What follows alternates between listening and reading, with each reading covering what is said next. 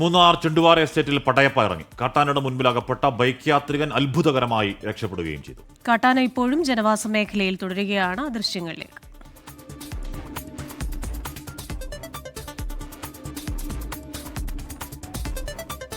പടയപ്പ ഒരു കാലത്ത് എല്ലാവർക്കും ഇഷ്ടമുള്ള ആനയൊക്കെ ആയിരുന്നു, ഇണങ്ങിയൊക്കെ നിൽക്കുന്ന ഒരു ആനയൊക്കെ ആയിരുന്നു. പക്ഷേ ഒരു സമയം കഴിയുമ്പോഴേക്ക് പടയപ്പ കുറച്ച് കലിപ്പും മോഡിലൊക്കെ കലിപ്പ് ഫോർമാറ്റിലൊക്കെ സ്വിച്ച് ചെയ്തു.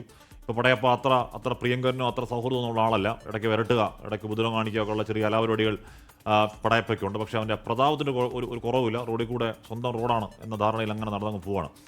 രാഹുൽ വിജയനാണ് വാർത്തയുടെ ചെയ്യുന്നത്. രാഹുൽ, ഒരു ബൈക്ക് മറിഞ്ഞു കിടപ്പുണ്ട്. ആ വളവിൽ വെച്ച് പടയപ്പയെ അപ്രതീക്ഷിതമായി കണ്ടുമുട്ടിയായിരിക്കും അല്ലേ?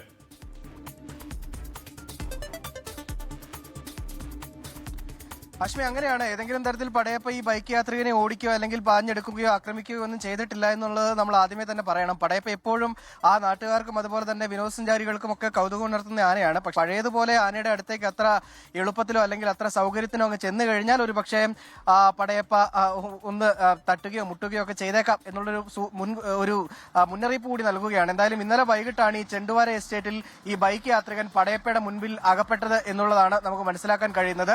ഈ ചെണ്ടുവാരയിൽ പോകുന്ന വഴിയിലൂടെ ഈ ആന നടന്നു വരികയായിരുന്നു. പെട്ടെന്ന് ഈ ബൈക്ക് യാത്രികൻ എത്തുകയും ആനയെ കാണുകയും അവിടെ ആ ബൈക്ക് ഉപേക്ഷിച്ചതിന് ശേഷം ആ ബൈക്ക് യാത്രികൻ ഓടി രക്ഷപ്പെടുകയുമായിരുന്നു. ആ ബൈക്ക് യാത്രികൻ തന്നെ പകർത്തിയ ദൃശ്യങ്ങളാണ് നമ്മളിപ്പോൾ കാണുകയും ചെയ്യുന്നത് എന്നുള്ളതാണ് ഏറ്റവും പ്രധാനപ്പെട്ട കാര്യം.